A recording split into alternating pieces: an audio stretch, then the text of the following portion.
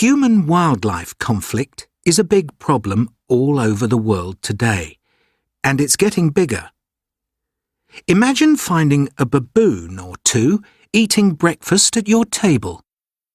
That would definitely be a conflict between a human, you, and wildlife, the baboons.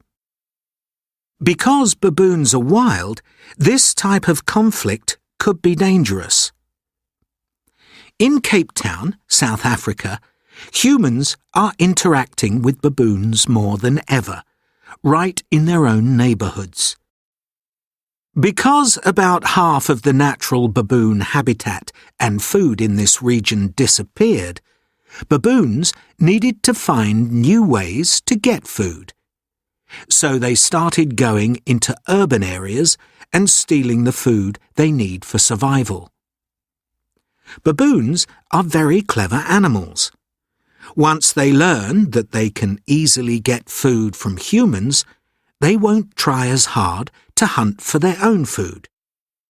People who live near baboon habitats have to control this behaviour by limiting the baboons' access to human food and rubbish. Both humans and wildlife need protection from each other. Luckily, in some places in South Africa, there are people who work as baboon monitors. Their job is to keep baboons away from homes.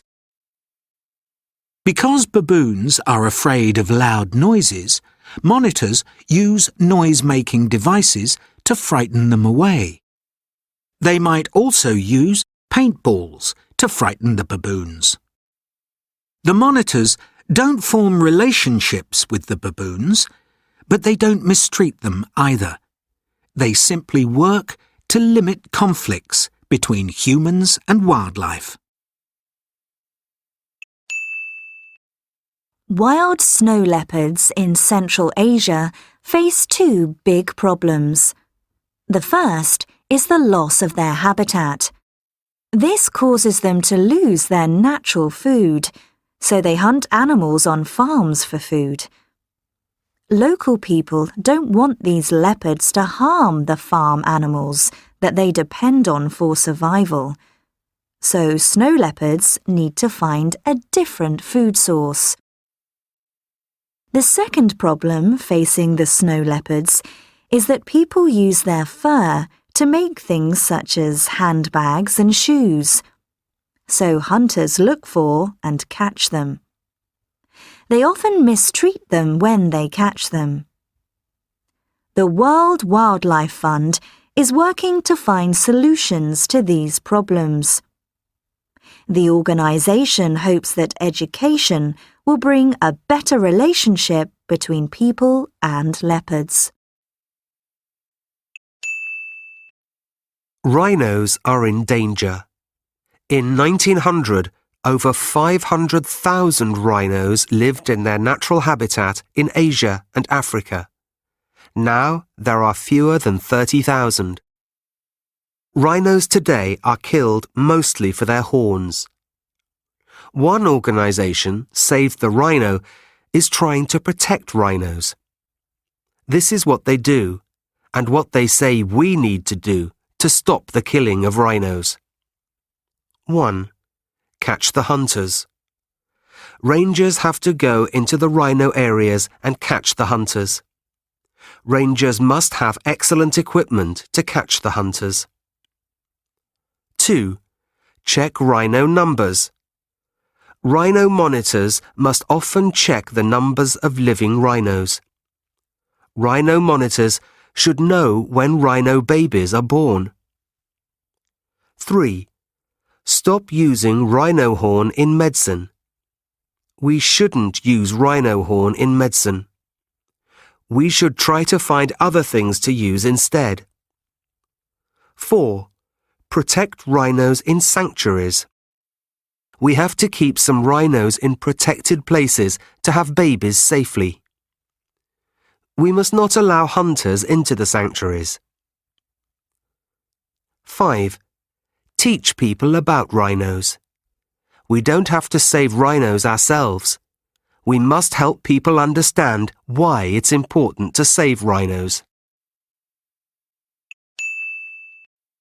Sea turtles have existed for more than 100 million years, but today they are endangered for several reasons.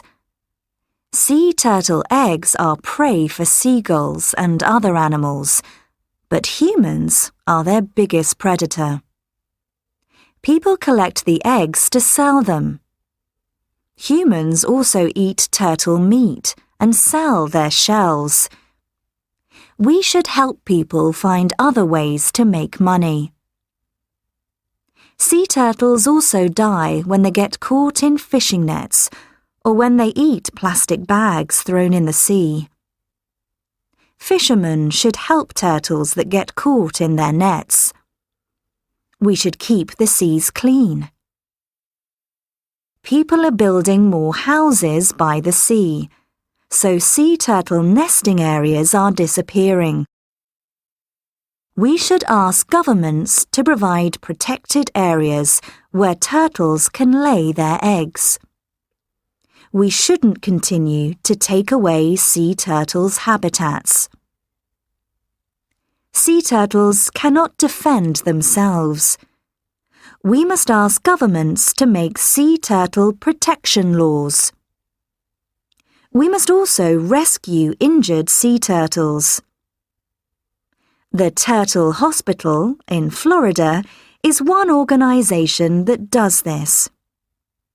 When the turtles are healthy again, they put them back in the sea. Sea turtles have to survive. We must all do our part to help them.